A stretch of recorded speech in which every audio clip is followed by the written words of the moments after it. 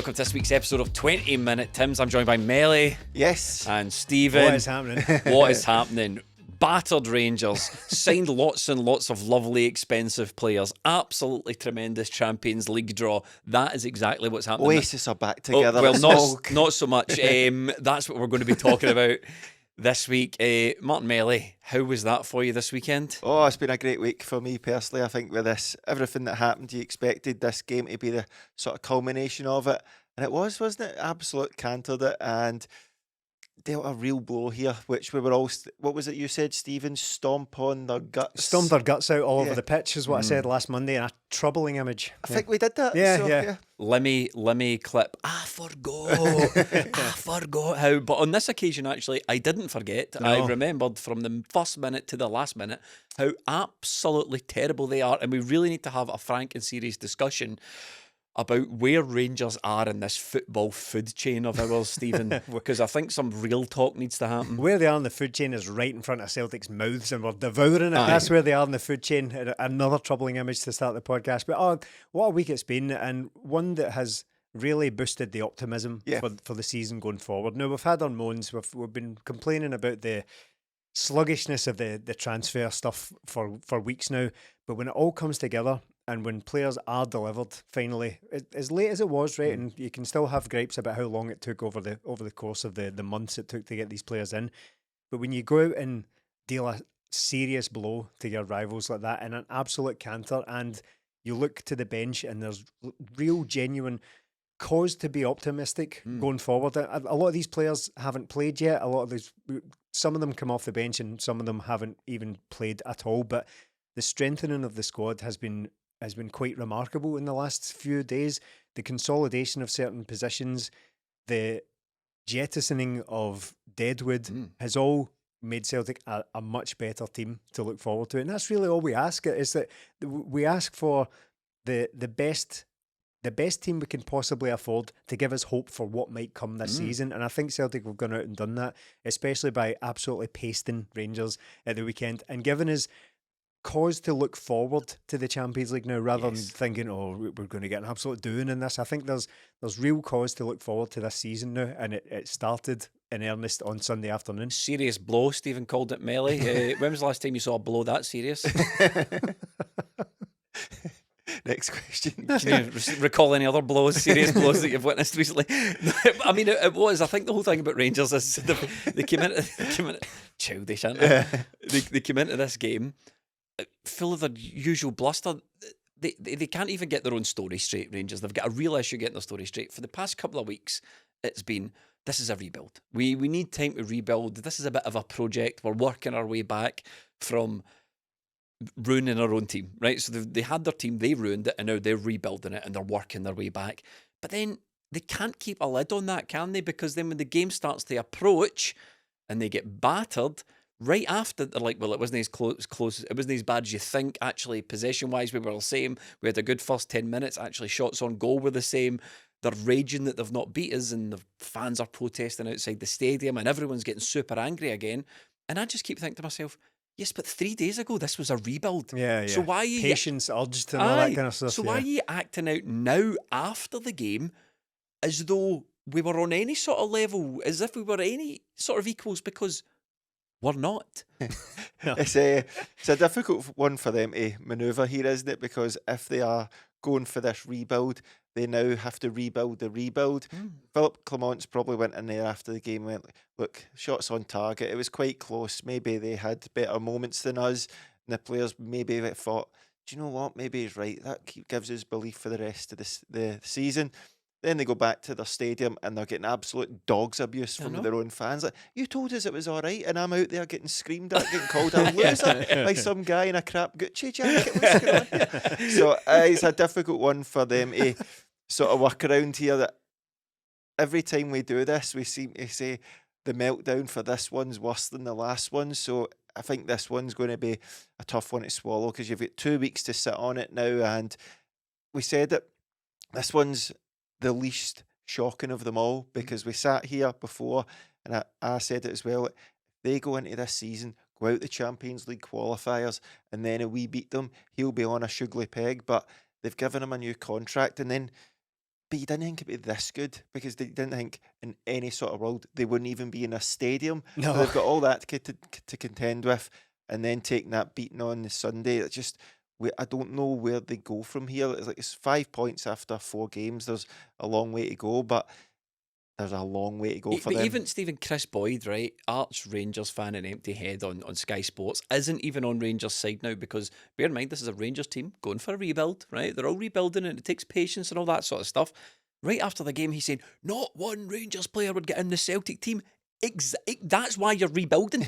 I'm not here to back Rangers up, but the brainworms extend throughout everyone. That's why you're rebuilding, because right before the game, I thought we were playing a Rangers team where it was all above board. We all knew not one of their players would get in our team. Yeah.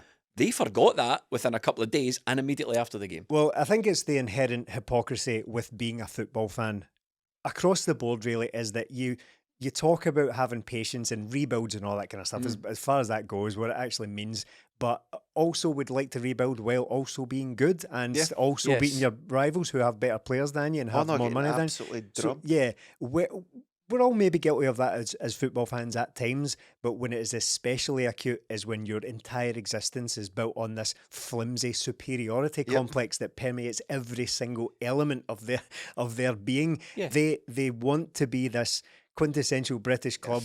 Our success is in our DNA. So we need a rebuild because this is all garbage, but we retain the right to demand to beat this team that are much better than us and have a better manager and have better players in every position and have more money and have a bigger stadium and have more fans. We want the right to turn up and abuse our players to their face because they have been inferior to those players once again, like they almost always are. And I know people, you might be listening to this or watching this going, why is Jimmy making excuses for Rangers? I'm not. What I'm trying to lay out the bare bones facts of the matter is that we can all draw a line under it, and this is this point from then on. They're not our equals. No, we are better than them in every conceivable way. This is like men against boys. This is like real fighters against YouTubers. It's not the same as it was when you were growing up. It's not the same as the stories your dad used to tell you, Rangers fans. We're better. And we are going to be better for a long time. We've won, 12 out of the last 13 out of the last 14? I don't know. You needed a pandemic to win the league last time. But if that shows you anything, especially for this season, it was just on a different level. And Rangers, to me now, from that performance, what I witnessed, whether it's a rebuild or not, Melly, Rangers are just part of the flotsam and jetsam that fills up the rest of this league. There's Celtic and everybody else. Yeah, they're always going to be the rivals, aren't they? But this is the thing. They want to be that equal, and it's not going to happen. It's getting more difficult for them because, like last season, Celtic made a mess of it, and they still ended up winning the league fairly comfortably. And I think with Rangers, I'm looking at them, which I did and laughed. I watched the game back, and it's kind of unforgivable, the stuff they're getting beat by. Personally, I don't think Celtic were brilliant yesterday. No, we weren't. They didn't have to be. That's worth mentioning, by the way. That is worth putting on record. They didn't have to be. Celtic can turn up, and we know they can play their game and blow Rangers away. They had some good passages of play, but Celtic yesterday outworked Rangers. Celtic knew what their plan was going into it. They stuck to it, but most importantly, they had players picking up the second balls. They had players winning things. How many times did you see Bernardo, CALLUM, McGregor, Greg Taylor nipping in ahead of players? They had players like DAIZEN, MAEDA running back. They had their striker Kyogo running back and blocking things. Rangers captain doesn't bother doing that. The great hope from last season, Diamonde, didn't bother doing that. Connor Barron can sit in that number 6 and pass out to the fullbacks. Does he have any effect going forward? No.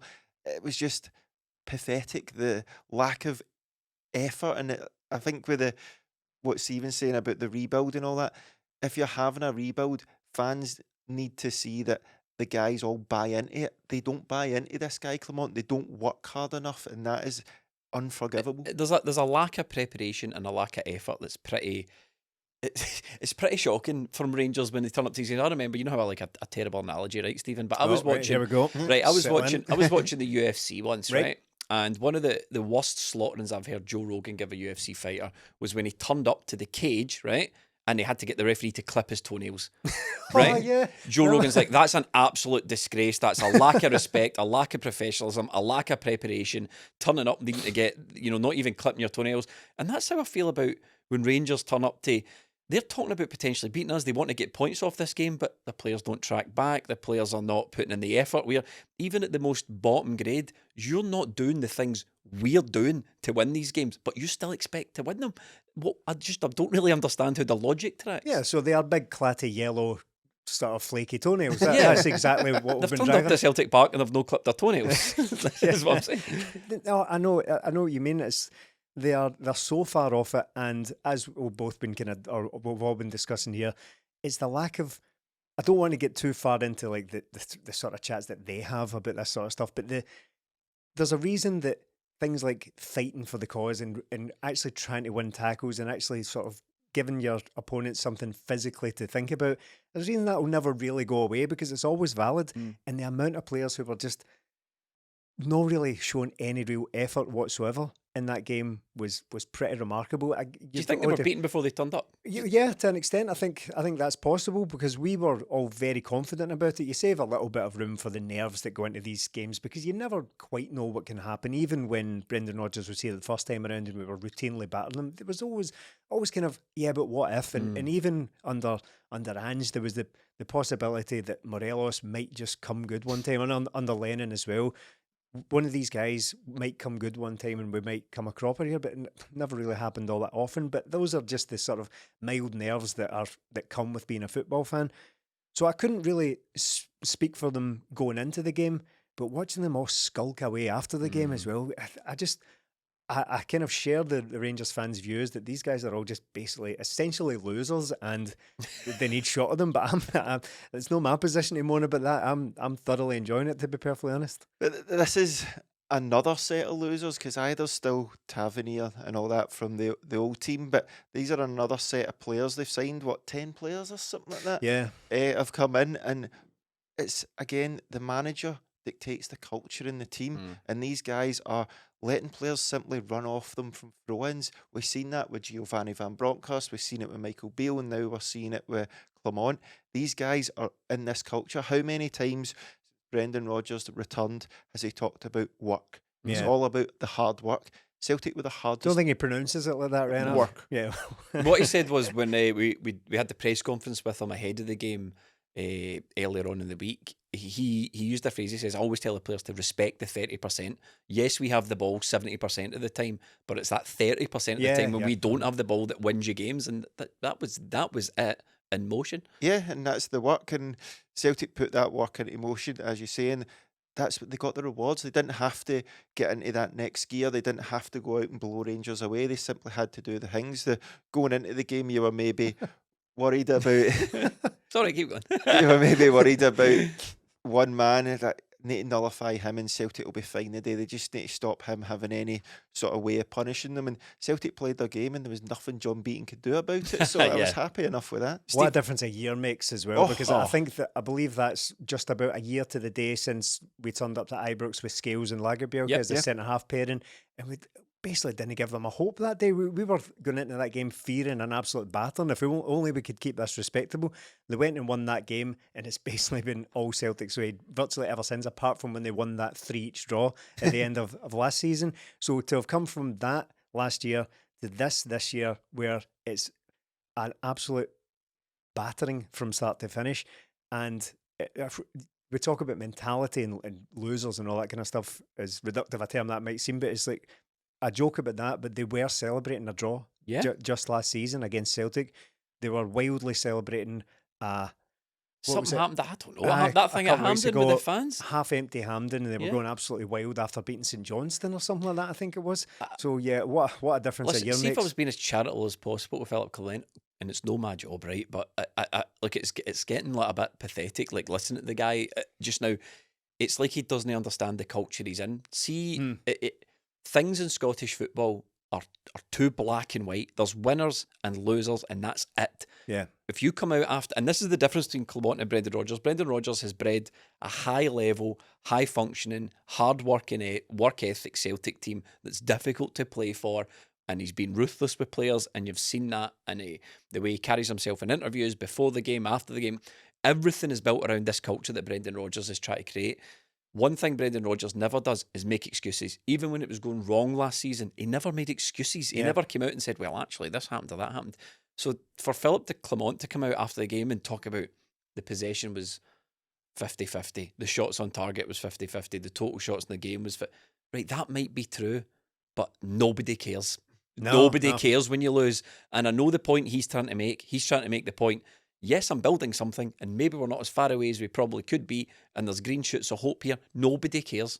So the excuses need to stop, because all it does is give us fuel for a funny podcast, and all it does is have your fans turn up outside your ground calling your captain a loser. So if I could have any words for Philip Clement, he needs to understand the football environment and the football culture that we're working in here, because Brendan Rodgers does.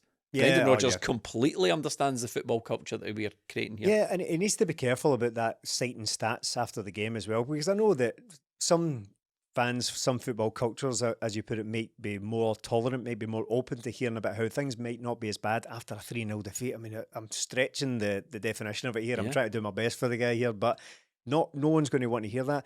But in fairness, that would get you ridiculed in most countries. I remember guys like Tim Sherwood in England talking about how his winning percentage was second to none after he'd won a game, but after he'd lost a game, I think it was. And people rightly turn around and say, this is garbage. No one wants to hear about this sort of stuff after games. And he wants to be careful about that, because he is also breaking records the other way around. He is now, I heard something about how he is the first Rangers manager of any description whatsoever to go his first 5 derbies without having won a single one of them since like the Rangers' first manager. Like, we'll go back to like a century. That might be loose, but it's in the ballpark of, like, there's only been 1 or 2 managers who have ever done this for any Rangers who have gone their first 5 games against Celtic without any win whatsoever.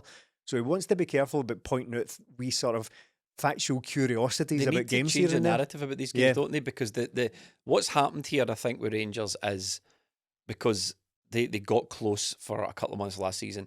The narrative, or the landscape rather, between Celtic and Rangers has shifted. There's at some point in the last couple of years, maybe even with the arrival of Ange or the arrival with Brendan Rodgers, it's the tectonic plates have moved. And the gap that was very, very close before and could maybe be closed with a little bit more work or 1 or 2 signings is now too big for that. Yeah. And Rangers need to work to close that gap. And I don't think everyone at Rangers has realised just how far ahead Celtic are. And as Melly said, we didn't even play particularly well in that game. But for the most part, it was quite easy. Now, Philip Clement was at pains to express, and I think we were all at the game. Well, I don't think we were all at the game. And I think we can sort of agree that the first 10 to 12 minutes of that game was a bit of a sticky patch for Celtic. But I wonder, Melly, how much of that was Rangers imposing their game on us. Now, they did get some good chances in that period of time, but Celtic seemed to change the way they played. It seemed to me that Celtic were happy to invite Rangers on and try and play through that press. Now, one of Rangers' chances came from, I think, Bernardo slipping. It looked like, was it Bernardo on that side? Yeah. So we're trying to play at the press. Bernardo slips, Rangers win the ball back. A couple of stray passes, Rangers win the ball back. But very quickly for me, that playing out of the back, playing through Rangers' press, it just worked. But this first 10 or 12 minutes, which Rangers managers clinging on to, and what sort of has been the narrative of the game, they did well and they should have scored. What did you make of that? Do you think it was mostly Rangers? Do you think it was Celtic getting to grips with the game? Do you think Celtic had changed their approach? Well, was it 7-8 minutes where it was decent enough for Celtic? So I think the first 12 minutes, Rangers were... That can happen in games, and we've seen it in... I remember the Hearts game recently at the end of last season. First couple of minutes, I was a wee bit wary. Celtic came out comfortable winners because the ball goes down at Celtic's end and it can be quite hard to get out. But Celtic play it out. They were calm in doing that and they kept trying to do it. As you said, Bernardo slipped. There was a Carter Vickers one that went out past Alistair Johnson. But the key here is Celtic kept playing. They kept believing in what they were doing and they kept doing it. And the easiest thing in the world would just to be launch it up the pitch.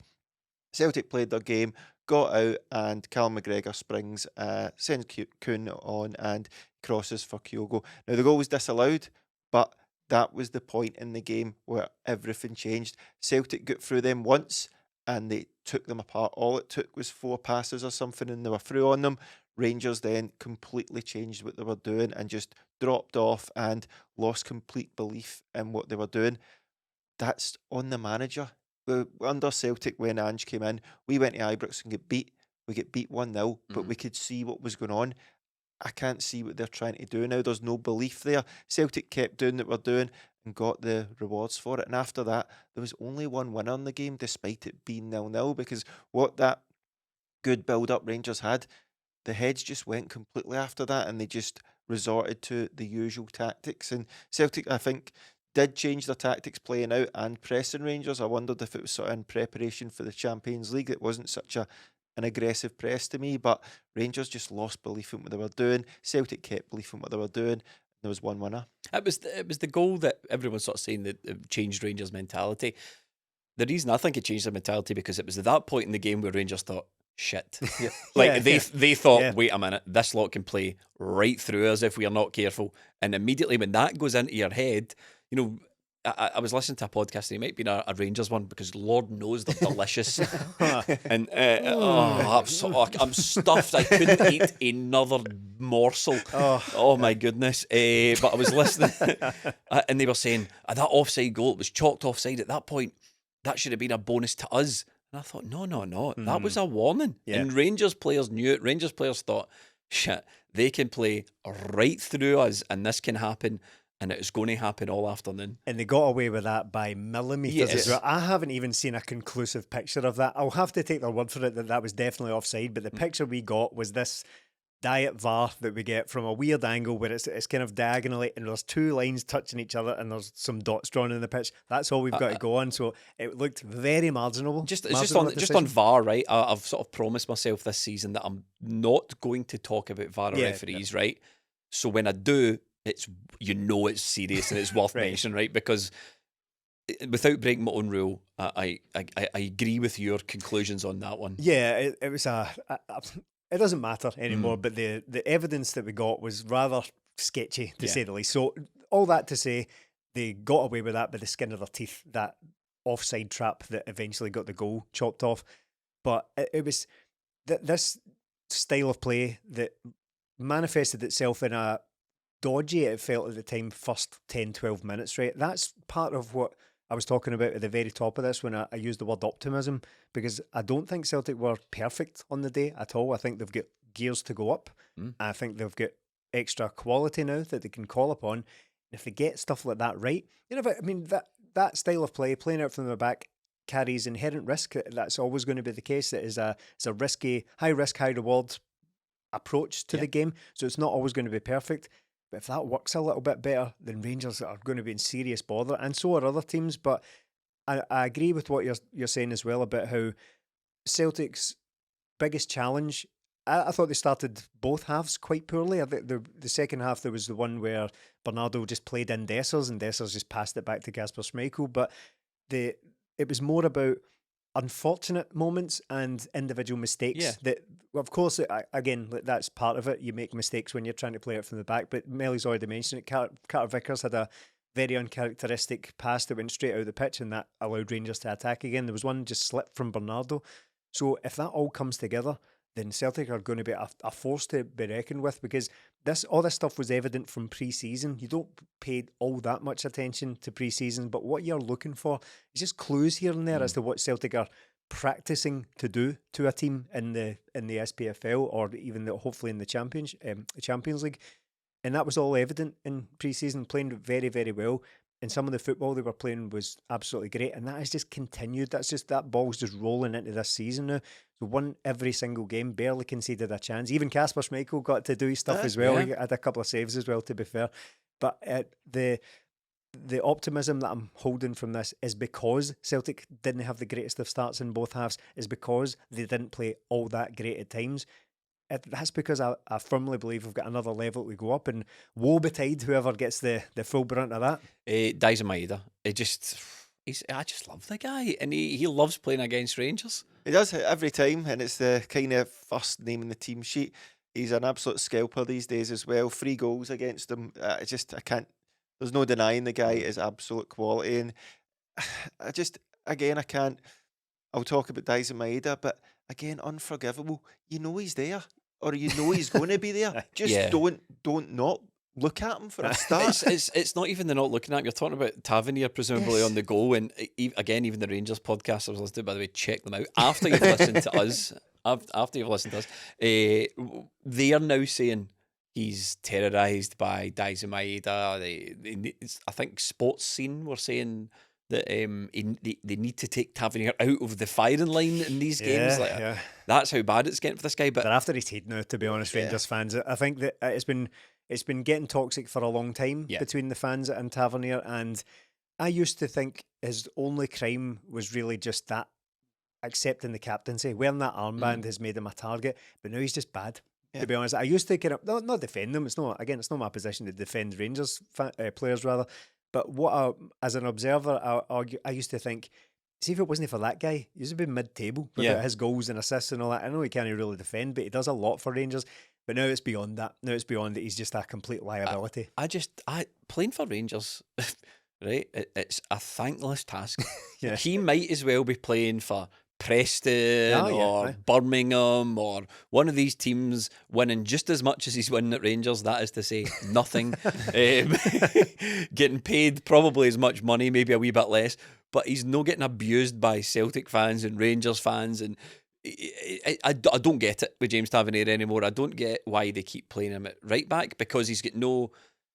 I know that this old argument, play him up one, or you can't do that, but I honestly think there's probably an argument with that for James Tavernier, because for Celtic's goal, as I don't want to get drawn into defending Rangers again, right, or at least batting for them in any kind of way, I just don't get it, because he has no defender's instincts at all. As you say, he was completely unaware of MAEDA behind him, even though it's a meme now, even though there's memes about MAEDA and Tavernier, so you think that would be at the forefront of his mind. And secondly, as the ball's coming across goal, if you watch Tavernier, he's like, can see the ball, but he's not making any, he's just waiting for it to come to him. And MAEDA goes, thank you for my favourite foot, and sticks it in the back of the net. So it's the James Tavernier thing, as Stephen says, he's bad now. He's terrible, and it's a complete mystery to me why he's still even at Rangers. He should have left in the summer.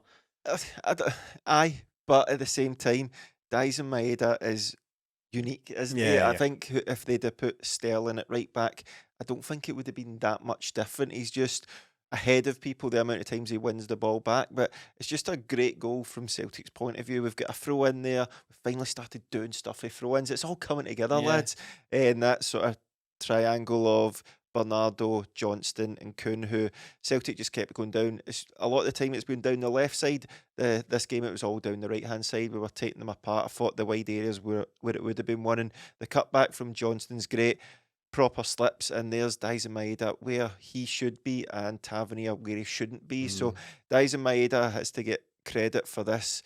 I think he's due credit for the goal scoring instincts, because we're always going on about how he's work rate and how he tracks back, and that's all brilliant, but that is a sort of striker's goal. That is where you want your other wide player to be. If the ball's getting a cutback, you want your striker in there and you want your other winger in there, and he's in there. Brilliant finish. Delighted for the guy, because there is absolutely nobody that deserves goals against them. No. Absolutely nobody. He's just built for this. He's a cult hero. He's built for this fixture, man. Yeah, he's an absolute... DAIZEN MAEDA's Celtic cult hero, like signed, sealed and delivered. He's an absolute star. I think you need to put him above cult hero, a proper Celtic star. I mean, he's not to the levels of like Kyogo and CALLUM McGregor and guys like maybe not even Jota or whatever, but so he's a cult hero. The guy absolutely delivers. Sometimes cult hero can be applied in a number of different ways, and sometimes it's about he was a wee bit pish, but we all loved him. That doesn't apply to DAIZEN. DAIZEN's a really effective footballer as well, and I think you're right about the Tavernier thing. I don't think it would make a huge difference. I don't think it would work to change it. But imagine that the other way around. Imagine we were faced with the same problem every single time. We would be like, we had a fullback who was just being routinely destroyed by our opposition player. We'd be like, this might not work, but gonna try it just once. You have two jobs, James Tavernier. One, stop letting him score against you, and two, throw in the free kicks that whoever dives about 40 yards from Celtic's goal gets. That's your only two jobs. I don't know. I don't know where they go from here, but it's simply not our job to worry about it. We just get to enjoy We just get to enjoy the fallout from these ones every single time. But yeah, I don't know if as a footballer I'm more happy to see score against Rangers than DAIZEN. I think it just there's an extra level to it. Now there are probably many players that I enjoy just about the same scoring against Rangers, because they're all enjoyable, but it's just a wee bit extra space for DAIZEN. So Tavernier, myth, boom, busted. The first 12 minutes of Rangers being good, myth, boom, busted. Well, we're on the topic of myths. Jack Butland. Jack Butland. Listen, It was, I've how been many weeks ago was it they were furious that he wasn't getting into the Euro squad? 12 weeks or honestly, something? man. Look, since that guy walked in the door at Ibrox, You have been consistent on this one. Yeah. I have uh-huh. since the whole Scottish football. I've just decided he's brilliant. Despite the fact that he regularly spills things, particularly from distance, and Celtic test him from distance all the time, you just need to cast your mind back to Bernardo's shot, spilling it in front of Ida. Kyogo scored for distance against the guy. Bernardo's, was that from distance before? Can't remember now. No, But the point I'm making is, what was he doing at Kyogo's goal? I watched an interview with him after the game. He says, and he just lied. He says, yeah, I was out there helping the team out in a position to help the team. They got the ball in a turnover and I was caught out of position trying to get myself back. Right, that sounds good. That sounds like, okay, so make it sounds like you were out, maybe past the ball, caught in a turnover, you were caught in the hop. We won the ball more or less in our own half. The right winger had the ball. The right winger had the ball. Greg Taylor wins it. Great pass to Kyogo. Butland's got about an hour and a half to get himself situated. And then Kyogo just opens up his body and Melly just passes it into the side of the net. That is one, delighted for Kyogo. Two, delighted to see that myth Butland absolutely cop it, because I think last season he wasn't as good as Joe Hart. That is just a fact, but he got all the plaudits and all the praise for as if he was myth. Yeah, people have decided since he came in, he's an amazing, what a coup for Rangers, brilliant. And it's not panned out like that. Kyogo's got 5 goals from outside the box in his career at Celtic and 3 of them against him. Brilliant. Well done. That one on Sunday was a side-footed pass along the ground. Lovely finish. Oh, yeah. Brilliant, like a bowling ball going along the ground. Brilliant. You're a goalkeeper, an international level goalkeeper, £20 million. And it's an utter myth again.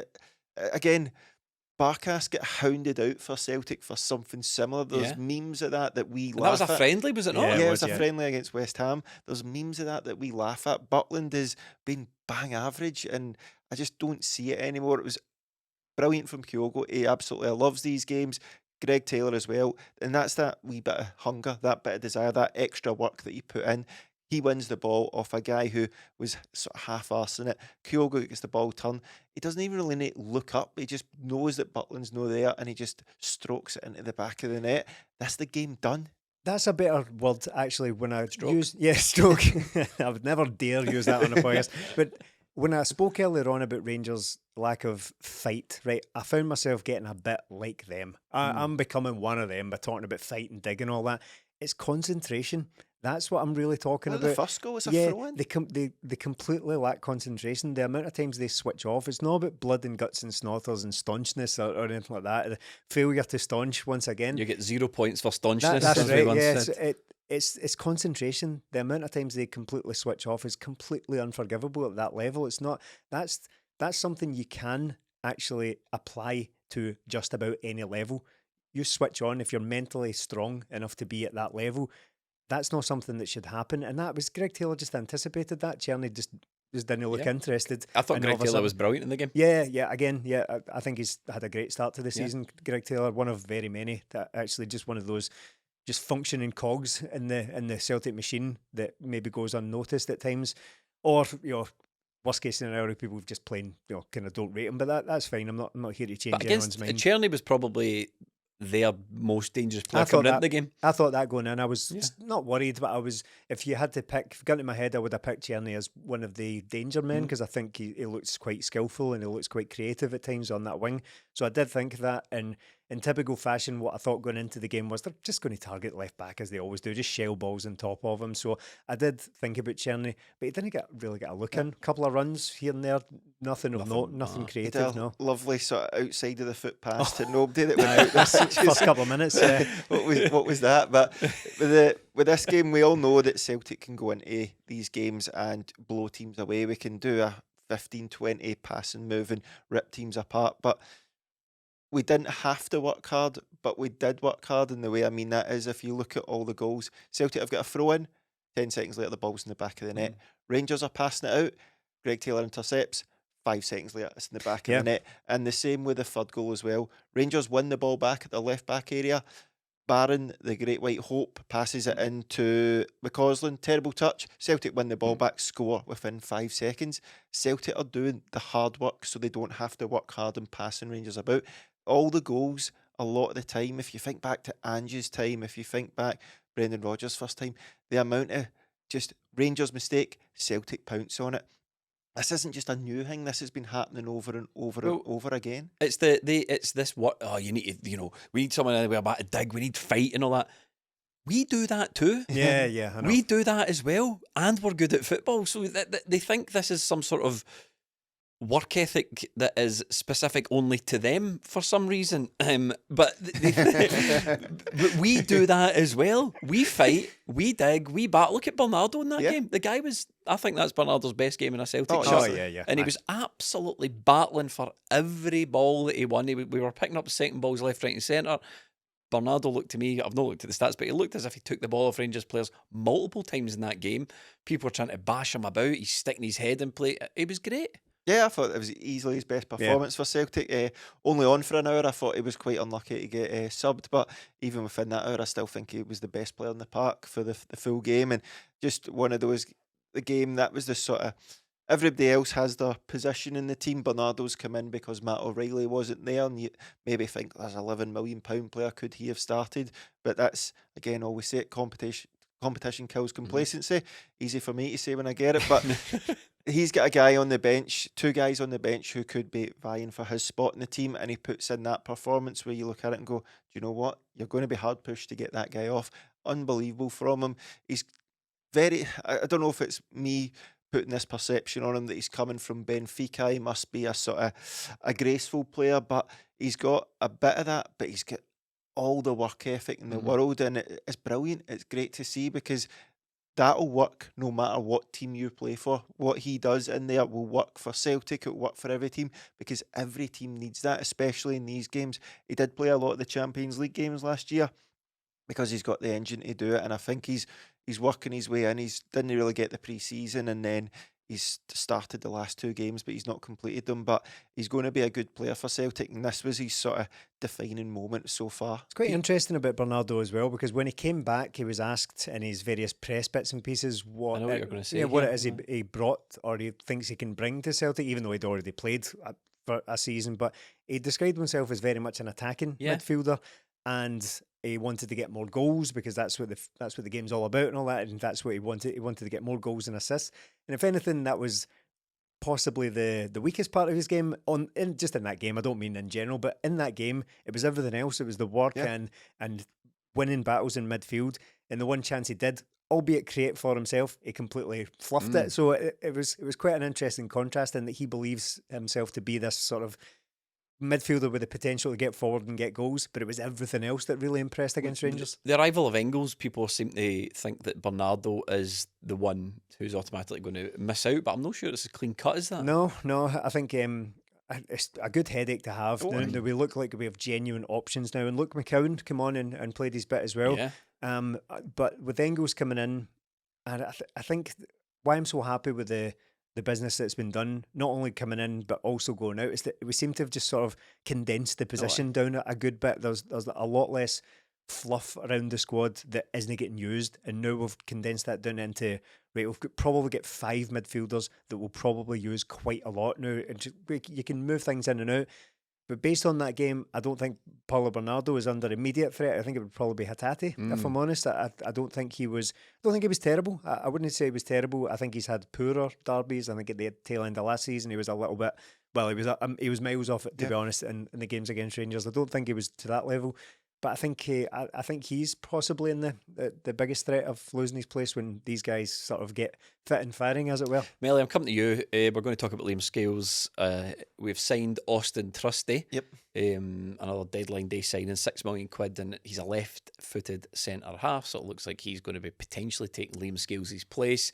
It kind of feels like we're perhaps coming to the end of the Liam Scales experiment. But I thought, look, Liam Scales was good against Rangers. He was really, really, really good against Rangers, and I think he deserves immense credit. And I'm not sure, you go out and you spend £6 million on a centre half. The writing seems to be on the wall for Liam Scales, and he's been on a bit of a journey. And we on this podcast will criticise people for like making Greg Taylor the whipping boy. You know, Yeah. he's been the whipping boy for ages, and Starfelt for a while was the whipping boy. And Liam Scales, he is a limited defender. There's no getting away from it. In fact, I think that's even a category in Football Manager, isn't it? Limited. So that's pretty much what Liam Scales would be classified as. But when it comes to games like this, when it comes to blood and snotters and work ethic and balls, man, the guy's got a set of stone cold balls on him. Is that a thing, right? Brass balls.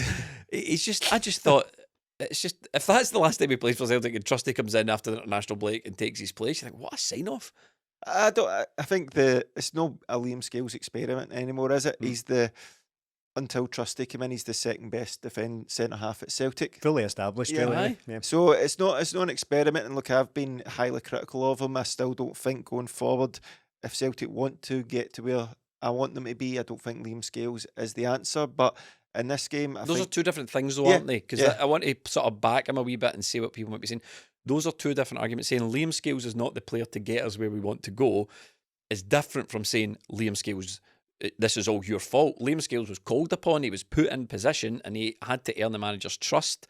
He had to work, he had to do all the things a manager needed him to do. He had to stop competition from players that have been there longer, and Stephen Welsh. He had to stop competition from players that we paid more money for, and Mike Nawrocki. So parking if we want to excel, we need to do better than Liam Scales aside, that's a board problem, that's a recruitment problem. Yeah. Liam Scales himself has now been the Celtic centre half for a full season, a full year, and yes, he's made mistakes.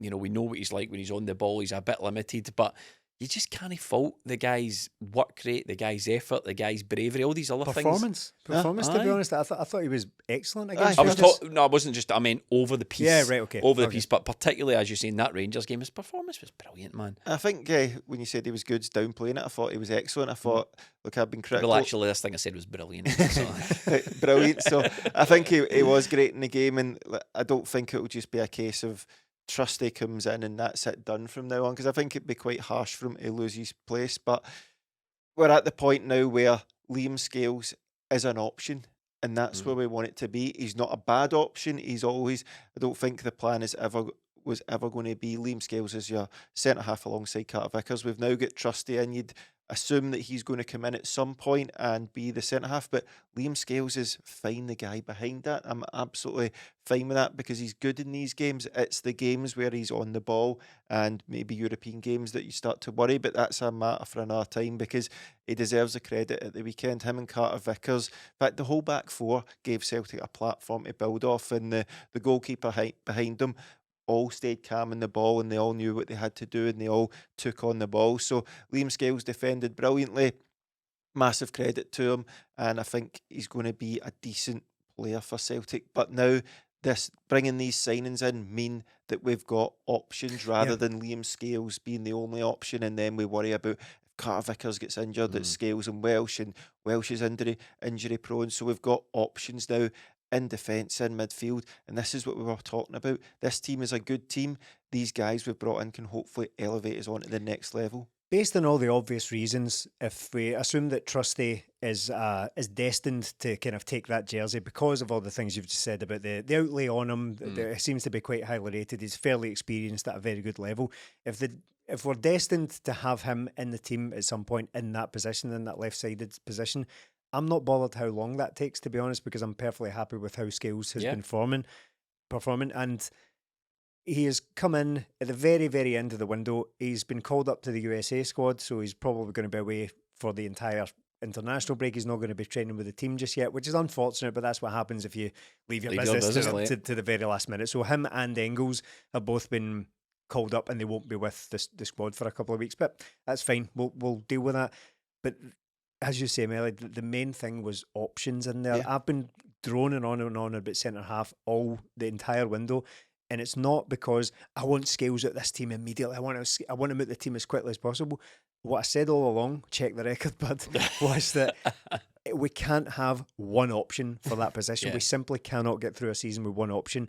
So I don't care who plays, to be honest now. I don't care who takes the jersey, because the winner of that will be as a result of greater performance in the other.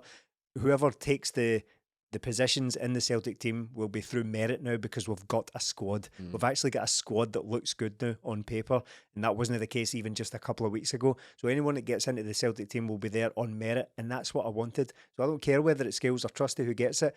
If Scales keeps his place, it's because he's earned it. It's because he deserves it. Because I would hate to see a situation where people are like thank that guy's out the team, because it's no. It was a. There's no reason to be saying that just now, by the way he's performing. Because it's a sort of hangover of opinions. Opinions take a long time to change, but you never like to see a guy just become the whipping boy for no reason. And I think, as I said, he's performed really, really well for us over the piece. He's performed well, but in that Rangers game, I thought he was a strong contender for one of the better players. Yeah, he was. I was going to say one of the best players on the pitch, but it's just come to mind how many other guys were on the day. We could do this all night, quite literally for everyone, apart from Casper. But in fairness, he got to make his first couple of saves in a Celtic jersey.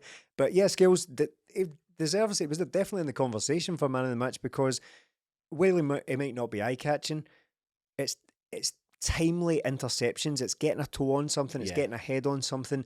Very, very good in the air. There's no such thing as a lost cause for Liam Scales, is there? No. And he's always been very good in the air as well, as far as I'm concerned. Carter Vickers was just brilliant as well. That run he went on, but it was him and Dessers battling. He's holding Dessers off with one arm. So he held Dessers off. And see, in fairness, Cameron Carter Vickers turns up ready for these games, because he realises that while Dessers might not be the best player in the world, he's a physical challenge for any defender, and Cameron Carter Vickers steps up to that and really quite enjoys it. He held them off and just went on a run. He lost the ball at the end of it, right enough, but we won't worry about that. I was off my seat at that point. Yes, big man.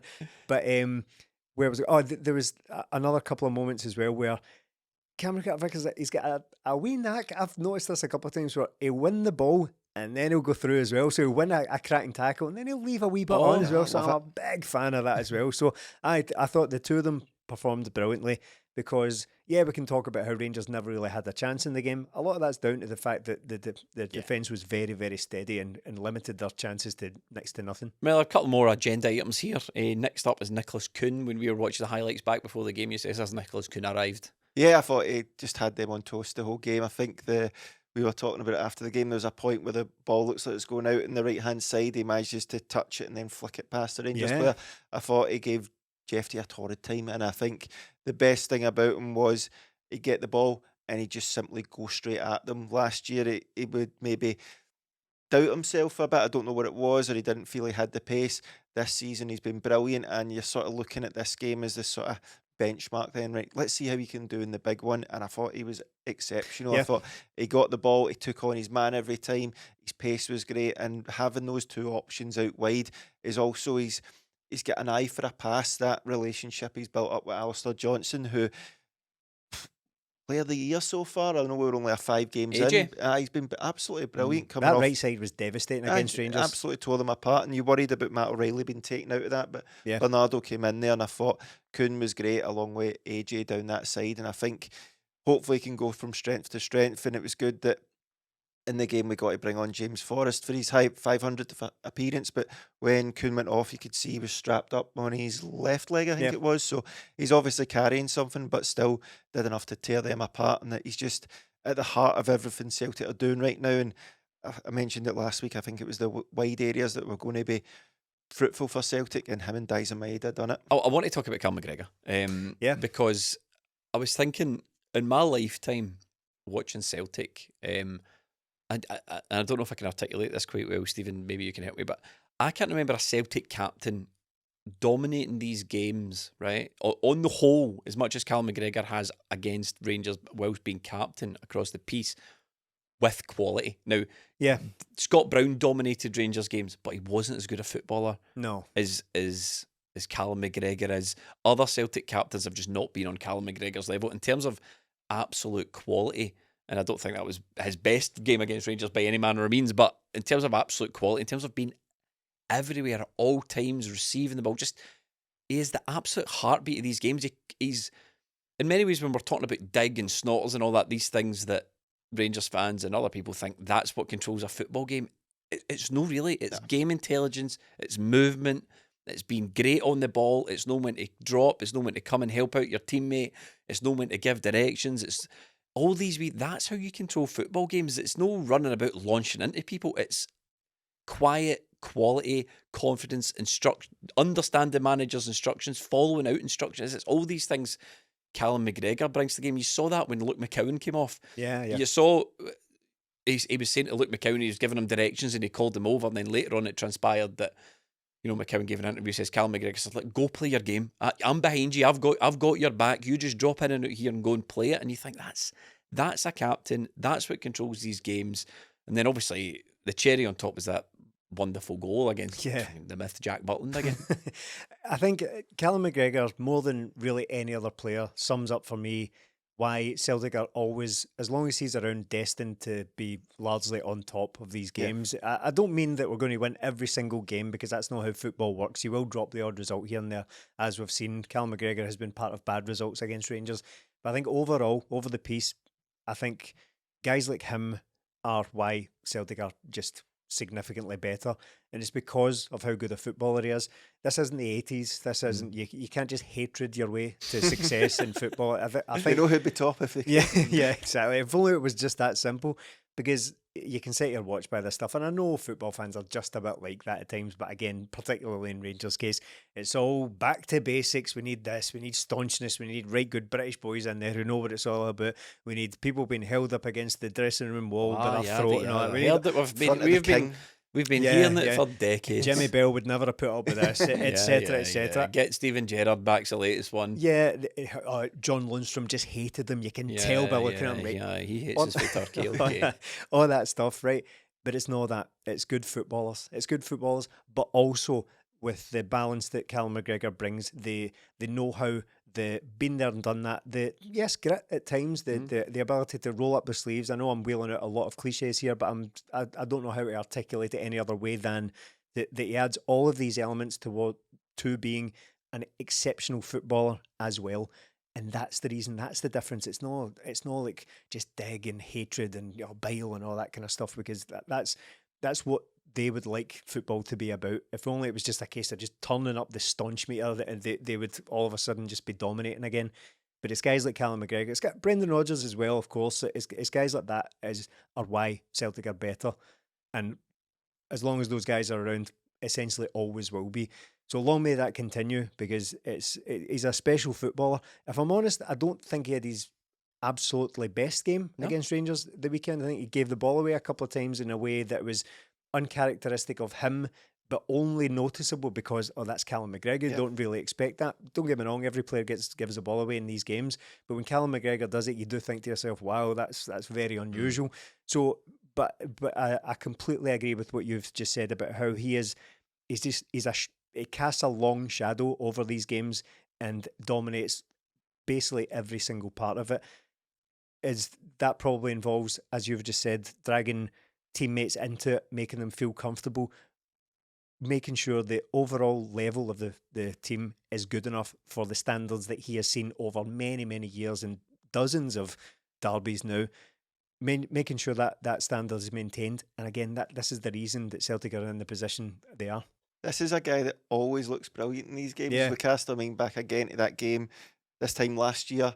Callum McGregor was exceptional for Celtic that day, drove them forward and got Celtic the victory. But in these games, he's always targeted. Rangers have tried everything to stifle him, absolutely everything. Whose turn is it next, do you think? Who's the man marker next time around? It'll probably be Barron, won't it? It'll be Barron, because he's only one left. He's this season's Butland, isn't he? Yeah. Last season, they all just collectively decided with no evidence that Jack Butland's the best player in the league and all that. They've got a big poster up on the dressing room wall. I think it's like build the team around in big capital letters, right? And then it's Cantwell scored out. Yeah. Cifuentes scored out. Raskin scored out, and then all of it, about 10 names, and then I've got Barron and wee Barron sitting in the corner dressing him sweating bullets because he knows his name's coming. Like, God, I'm the next. But there's always a plan for him, isn't there? It's good to hear Cantwell get a master plan. A wee mention. Good night, sweet Prince Todd. But I forgot about that. Yeah, we could come on to him. But Callum McGregor, they've always got a plan for him. There's always somebody trying to stay on him, but he always gets himself into these games, and it's always the unselfish stuff he's doing. And you can say, like, he's getting man-marked and he'll drop somebody and he'll look for the pass. But then if somebody's on you the whole game, he'll make space for other people. But then as soon as the ball is in the Rangers area, he's the guy that's nipping in and touching it away from toes and taking it off people. You can't stop him doing that. You can't mark him while he's doing that. And he imposes himself on these games, no matter how closely he's marked, no matter how much they try to stop him by putting boxes around him. He's unbelievable in these games. And it's just another guy that's built for these games. Celtic have these players. Rangers simply don't, and they're not going to make them either. Todd Cantwell. I on it. Good. Listen, that's what I don't want to spend any time really talking about, but that's what happens. You come up here and Glasgow will chew you up and spit you out, and that guy has gone down to Blackburn with his tail between his legs. And it was only 12 months ago he was posting on Instagram, surprise, surprise, a little 56. Remember that? The little graphic with the 56. And at the time I thought that was league titles, but no, that was him hoping to get 56 league appearances for Rangers, which he also failed. He did not make 56 league appearances. Bosun Lawal, Mikey Johnson, Iwata, all guys we get much more money for than Todd Cantwell. Callum McGregor again as well, isn't it? It's Callum McGregor. He was a guy... I probably want to win more than Callum McGregor does. Took the words right out of my mouth. So that guy came to this country, and once again, part of the conversation we've just had, part of the stuff I was just talking about there about how important, how much of a figure Callum McGregor is. Cantwell came to Scotland treating it like prison or something like that. He called out the biggest and toughest guy and tried to make a name for himself. He put Callum McGregor's name in the streets and found out. And he's away chasing, away with his tail between his legs, having been sold for a pittance. Well, that's what happens because when it became so apparent that he had no future at Rangers, it was basically who's going to take this guy off our hands, and that's why we end up getting $3.5 million for Mikey Johnson, and they get absolutely nothing for Todd Cantwell. And it's honestly the best end you could hope for because this ended. Todd and Rangers fans that tune in this occasionally, this ended exactly as every Celtic fan knew it would. This end, see all that, we're going to sell him for 20 minutes. This ended exactly as we knew it would. And every Norwich fan and every club he's ever been at, every fan of those, was there on a couple of loans as well that didn't pan out. Seen it all before. Tell your story walking TikTok. Right, transfer business. Celtic done a lot of it, Stephen. Yeah.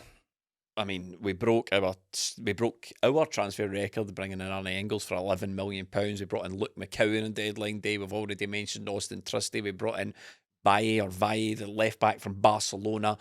Who am I missing out? Obviously, we've discussed Bernardo. We've discussed those guys, but later on in the window, these guys arrived. Happy with it? Yeah. I as I said earlier, I reserve a little bit of. I'm keeping my powder dry on some of it because I've not seen them play yet, but.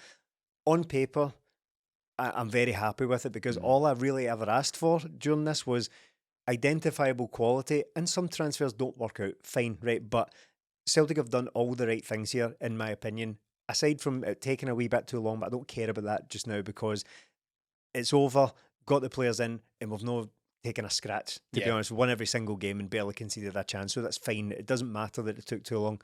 So all I really wanted through this was a squad I was more confident in, and that's already evident. That's the changes that were made against Rangers are already significantly better than anything we've seen so far this season. We've gone from looking around at the bench and thinking, how can we put... We had the discussion, 3 weeks ago maximum, about how there was a noticeable dip off on the 60-minute mark because we don't have the subs to maintain this level of intensity anymore. That's completely different now, again, on paper. So I'm really happy with the business done, to be honest. I don't think we could have asked of really any more. Every position I can see was at least identified or at least looked at. Winger maybe was one that we could have been doing with, but other than that's a small quibble. That was one of my least concerns. We desperately needed a striker. That was Ida. We desperately needed a centre half. Desperately needed a left back. If Matt O'Reilly was by the way, completely forgot. Of course, yeah. So if Matt O'Reilly was to go, we need at least one midfielder in there just to even break even and without even thinking about hopefully improving that position. We've done that because with the outgoings as well, we spoke about this on the At the Match podcast just after the Rangers game. We've kind of consolidated a lot of that. We've got rid of 4 or 5 midfielders and brought in one good one in Luke McCowan. So if he's just the guy there that makes up for means in the squad you don't have to have KUHN, you don't have to have McCarthy, you don't have to have the Iwata. You've got one good guy in there who you can sort of move in and out. That just tidies the thing up a little bit. It's very difficult to negotiate, to navigate a transfer window during which you are desperate for quality. You need several signings in, but also you need rid of loads because you need a better, overall stronger squad. In my opinion, Celtic have done that. They've hit that balance very, very well. And when all's said and done, when the window has slammed shut, I think they've done pretty much everything really, really well. I had my complaints throughout it because it didn't look like it was going to come together in the end. But to be honest, I have to hold my hands up and say it looks like it did. If you're listening to this or watching this, you're like, guys, it's Tuesday. Why am I only hearing about your transfer window thoughts now? Why am I only hearing about the Glasgow derby now? That's because you're missing out. Patreon.com/20minutetims. We do post-match podcasts. We do reactions to breaking news like Champions League draws. We do reactions to transfer windows closing. We do previews. We do writing. We do videos. We do podcasts. Patreon.com/20minutetims is where you can watch and listen to this. And you can even get this podcast without adverts. There's really no reason not to join in. Martin Melly, the transfer window slam shut. You and I reacted to it on Saturday morning. We had a roundtable live discussion with some guest contributors there, and overall your thoughts were positive. I don't imagine much has changed since then. No, we sat here this time last week, and since then we've brought in 4 players, and it looks like 4 players of decent quality, doesn't it? The left back comes in and provides real good competition for Greg Taylor. Trusty comes in, centre half. All of a sudden, we've got 4 decent options there. McCowan comes in, and look, that makes sense. Losing Iwata and Engels comes in, and you go, do you know what? That's the sort of big signing of the summer, isn't it? So it'll be interesting to see how he fits in. But this was a Celtic team that were decent but needed the quality, and I think we've addressed everything everywhere. All of a sudden, we've got every position, every player we've brought in. I can see there looks like there's a plan for these guys. I don't think McCowan's going to come in and just never play. He's going to be a guy that will I think come he might on. surprise a few people. McCowan. He'll either come on or he'll be able to give CALLUM McGregor those rests. So I think every player signed, you can see where they fit in. Whereas this time last season, when we just came out the transfer and you're like, what are half of these guys doing? Where's the game time going to come? Every player that comes in, I think's got that. All the players that departed, I'm only disappointed Matt O'Reilly. That was sort of inevitable. A wee bit, the winger thing, yes, but I don't think that was as pressing. But I think defensive midfield, Celtic in the Rangers game wasn't really a challenge. We're going to need to play a lot better in the Champions League, and I think that defensive midfield position might be something we need to look at further down the line. But everything else I thought spot on. We got the players in. They might not all turn out brilliantly, but we've got a good team, and these guys will just add to it, and I think they will be decent for us. I think the likes of Engels and all that, everyone really looking forward to seeing the new record signing. I think Luke McCowan's an interesting one because I think I'm really encouraged to see how he pans out. He looked tidy enough in the Rangers game, great first touch, he looked dead confident, and I think the good thing about signing a player like McCowan is all the fans have got this guy's back. We all want him to do well, and everyone's sort of willing him on. And although he was maybe an unfashionable, but there's no getting away from it. We paid £1 million for Dundee in the same day that we bought £11 million Belgian. So he's definitely an unfashionable signing. But I think that all the Celtic supporters are definitely going to have his back and hope that he does really well. And I hope that he gets a lot of game time. I just the winger thing for me, I think I would award the transfer window a B. Probably a B minus had we got a winger in it. Probably would have been a wee bit better. Not too concerned with some of the outgoings, although now I'm looking at the midfield situation, and the only player that I've got question marks over is Holm. How much game time is he now going to get? I think he was very limited for game time before. I think it's going to be more limited now, but again, it's all competition, and we see how it pans out. Now, after these Glasgow derbies, we get a wee bump in the numbers, don't we? Because why is it, Stephen? Why do we get a bump in the numbers? Because people are just so positive, and they want to share our opinions with us. Also, there's a few bears out there. Yeah, the Rangers fans tend to tune in for these ones. Listen, if you're a Rangers fan, feel free to turn over. Feel free to go watch Emmerdale or the Bill or whatever's on telly, because this is the section where we talk about the champ. Is the Bill still going? I don't know, actually. Well, whatever you watch, tune in to Last of the Summer Wine, go and watch Heartbeat or Red Dwarf, because it's bedtime for you as we're talking about the Champions League. Leipzig, Borussia Dortmund, Bruges, Atalanta, Young Boys, Zagreb, Bratislava, Aston Villa. That Melly was putting it lightly, and I know this might get clipped if we get absolutely rattled from pillar to post in the tournament, but that was kind draw. I think it's the kind of draw we could have got in the whole competition. I think as the draw was coming out, watching it, I was like, oh, take that. I was like, I can't believe my luck here. Oasis are back and I'm getting this Champions League draw all in the 24 hours. So I think it was just coming out after that. And I think the last team out was Aston Villa. And do you know what? That's the one in there that's very tasty as well. So I think it's the perfect draw for Celtic. And the way it was panning out with the transfer window, then the subsequent game against Rangers, it was just a really good week. And it's a real opportunity for Celtic to go into this. The way the fixtures have panned out, it's not been as kind to Celtic. They start off with Bratislava and then it's 3 tough games, but all the home games are games that you'd really look to target points, and I think Celtic have got a chance here. I'm not saying they're going to go out and do anything, because I still think Celtic have got levels to go to be competing at this game, but I think going into the home games, we've got a chance of drawing with Leipzig maybe, and then going and giving the other teams a real test. And the away games have all got something different. It's not I'm not going to say boring, because you're still coming against teams like Man United, AC Milan, Barcelona, but you kind of feel as a fan you're drawing the same teams a lot of the time. Players won't feel that, but as fans we maybe do. And I think the way this has panned out for us, it's been absolutely ideal. The one you were looking for was, we've not been to Dortmund away in my sort of lifetime, and we got that. So lovely fixtures. Dortmund and Villa. Leipzig's a good one to get in the top, and then having those 4 home games where you're going, do you know what, we could maybe get something here. So the home games, Stephen, it's Leipzig, Bruges, Young Boys of Bern and Bratislava. Those are the home games. For me, there's a real mix in that group of top teams. You know, you're looking at Borussia Dortmund, last season's Champions League finalists, Atalanta, last season's Europa League winners. Yeah, that's right. Aston Villa, who are a really strong team right now. Leipzig are a strong team. We all know what to expect there. They've always been a pretty strong team. And then the other teams, you think, it's not an impossible task. There's a good mix there of glamour ties. As Melly said, Dortmund away is the one everyone's looking at. And then there's some teams you think we could take a few of them. Yeah, and it just depends what's going on with the squad at the time. Of course, confidence will go up and down based on Celtic's form closer to the game. So we'll talk about all of these in more detail as they arrive. But first impressions are, you don't get carried away, but I really like the look of it. I don't think I'm with Melly here. I don't think we're going to steam into the competition and rock it to its very core and start talking about booking for the final and all that, right? But there's no reason to be really afraid of anything in there. I think that Borussia Dortmund are obviously the biggest team alongside Aston Villa, the 2 kind of biggest clubs with the best history. But other than that, we've kind of avoided the major players in the competition. Well, the traditional major players of the last decade or so. We know what happens, don't we, when we sort of wish for the big teams. We've seen, we all wished for Real Madrid last season, and it was a bit of a lesson. Who's left then? Because we did that a couple of years ago. We've known Aston Villa Real Madrid for decades now, and then all of a sudden they came out, and then Borussia Dortmund were the only one left. I'm wondering who the next one. Are we going full circle a bit now? We're looking back to maybe like wanting a Juve or an AC Milan, something like that. Yeah, just in the last sort of 20 odd years or so. Yeah.